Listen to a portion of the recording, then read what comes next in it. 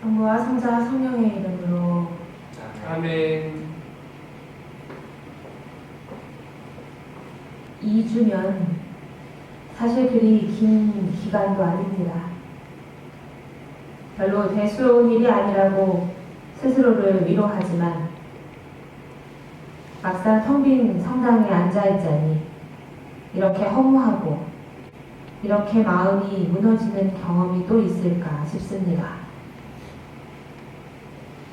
여러 상황을 깊이 고민하고 헤아린 교구의 결정을 지지하고 공감하지만 막상 주일에 우리 공동체가 함께 모여 감사성찬례를 드리지 못한다는 것은 굉장한 충격으로 다가옵니다.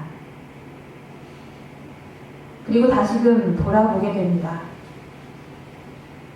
주일 성수가, 이 주일 성찬례가 우리에게 과연 어떤 의미였는지, 그리고 우리가 서로에게 어떤 존재였는지를 말입니다. 우리는 너무나 당연하게 이 모든 것들을 받아들이고 있었습니다. 주일이면 교회에 가서 성찬례를 드리는 것, 기도하고 말씀을 듣고 그 말씀을 마음에 새기고 성체를 모시고 애찬을 나누고, 이 모든 것들이 너무나도 당연했습니다. 거기에 사실 감사는 없었던 것 같습니다. 이미 일상이 되어버려 무뎌져 습관이 되었으니까요. 아니 어쩌면 좀 귀찮은, 일요일이면 처리해야 하는 임무 중에 하나였을지도 모르지요. 사순 첫 주일을 준비하며 우리의 일상을 완전히 뒤흔드는 이 사건을 통해 주님께서는 우리에게 진짜 사순절의 의미를 깨닫게 하시는 것 같습니다.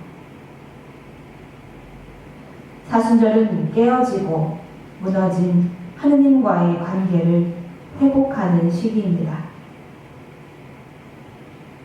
그런데 우리는 그분과의 관계가 어떤지 성찰할 틈도 없이 그저 주어진 하루하루를 흘려보내기에 바쁩니다. 그런 우리에게 하느님께서는 이번 사순절에 귀한 선물을 주신 것 같습니다. 멈추어 성찰하라고 말입니다. 하느님과 내가 깨어진 곳은 없는지, 무너지고 무뎌진 곳은 없는지, 우리 공동체가 깨어진 곳은 없는지, 아픈 곳은 없는지, 소외된 곳은 없는지, 서로에게 더 깊게 관심하고 챙길 시간과 마음을 우리에게 선물하십니다.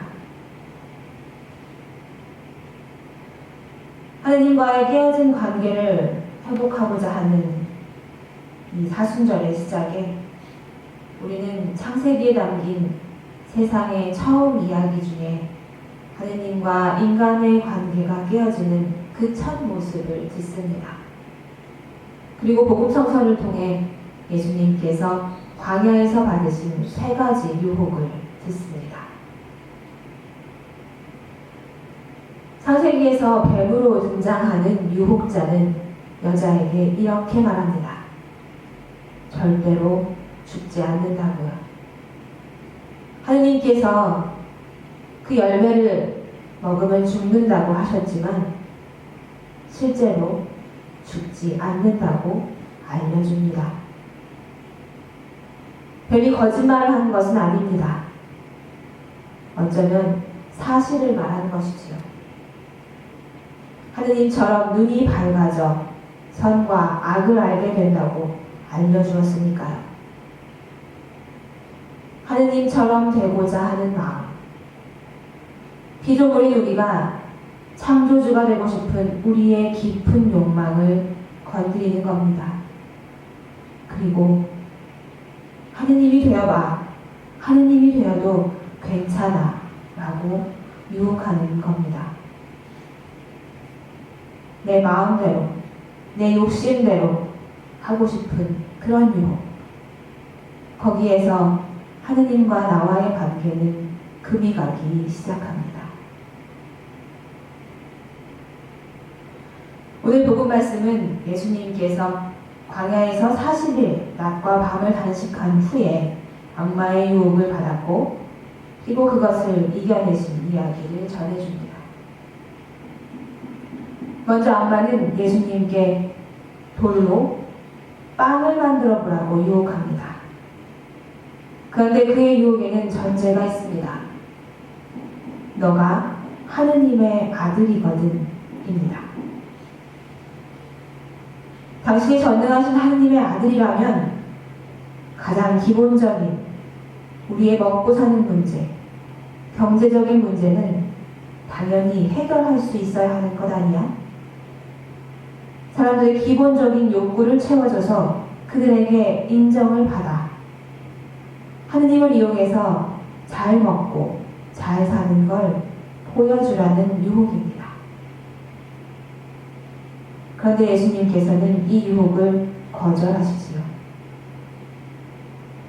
사람은 하느님의 말씀으로 그 말씀을 듣고 그 말씀을 따라 사는 것이지 하느님을 우리의 욕심을 채우기 위해 이용하는 것이 아니라고 말씀하십니다. 두 번째 유혹은 성전 꼭대기에서 뛰어내려 보라는 유혹입니다. 여기에도 너가 하느님의 아들이거든 이라는 전제가 등장합니다. 하느님의 아들이라면 한마디로 성전에서 뛰어내려도 죽지 않는 기적을 보여달라는 겁니다. 너의 믿음으로 기적을 보여달라고 하느님의 힘을 빌어서 모든 문제를 기적적으로 해결해 보라는 겁니다. 그러나 예수님께서는 성전 꼭대기에서 뛰어내리는 일을 굳센 믿음이라고 생각하지 않으셨습니다. 그것은 하느님을 시험하는 일이라고 하십니다. 하느님을 믿는 사람은 초능력을 얻어서 기적을 행하며 사는 사람이 아닙니다.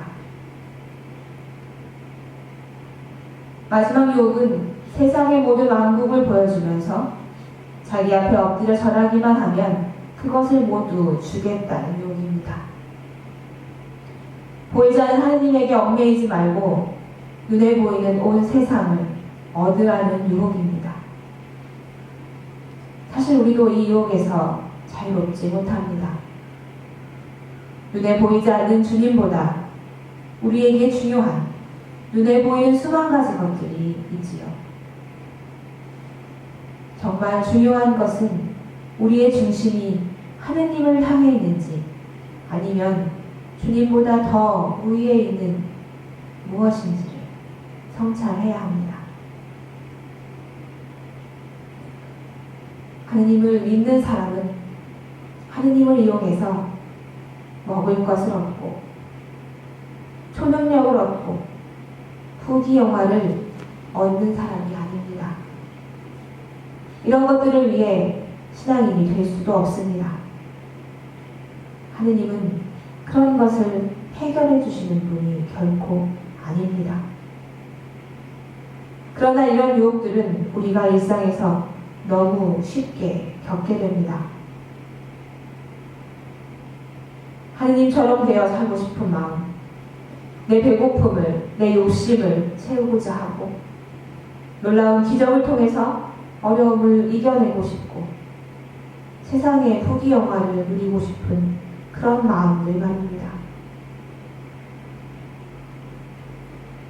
하느님과 나와의 관계가 깨어지는 순간은 이런 유혹들에 흔들리고 넘어갈 때입니다. 그런데 오늘 예수님을 보십시오. 예수님은 광야에서 40일을 금식하시고 누구보다 곤고할 때 이 유혹들에 취약한 그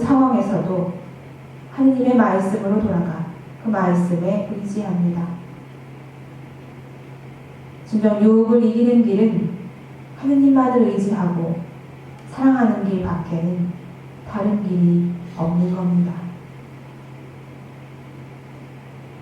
사순절은 우리의 나약함을 철저히 깨닫는 시간입니다. 이런 유혹에 흔들릴 수밖에 없는 우리 자신을 성찰하는 시간입니다. 오늘 여러분이 만나는 유혹은 무엇입니까? 하느님처럼 되고 싶은 마음입니까? 눈앞에 이익입니까? 아니면 아무도 따라하지 못할 기적 같은 일을 행하는 것입니까? 나에게 다가오는 하느님보다 우선하여 흔들리는 그런 유혹들이 무엇인지 살피는 사순절기가 되면 좋겠습니다. 그래서 지금 나와 하느님과의 관계는 어떠한지, 나와 우리 교회와의 관계는 어떠한지, 교우들과의 관계는 어떠한지 깊이 성찰하시면 좋겠습니다. 그리고 우리의 욕심과 편견을 버리고 하느님의 말씀과 사랑에 의지하여 참된 신앙을 되찾는, 하느님과 올바른 관계를 맺게 되는 그런 사순절기가 되시기를 간절히 소망합니다. 성부와 성자와 성령의 이름으로 말씀 전했습니다. 아멘.